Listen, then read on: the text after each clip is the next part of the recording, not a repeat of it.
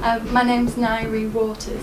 Well, I'd never been here before, so stepping in the space, I loved how stripped back it was, and the bare walls. It was a really nice vibe to it.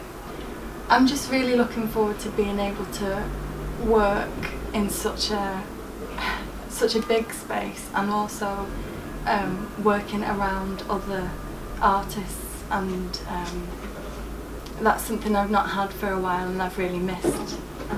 You know, like discussions and having other people working around you. I think that's something you can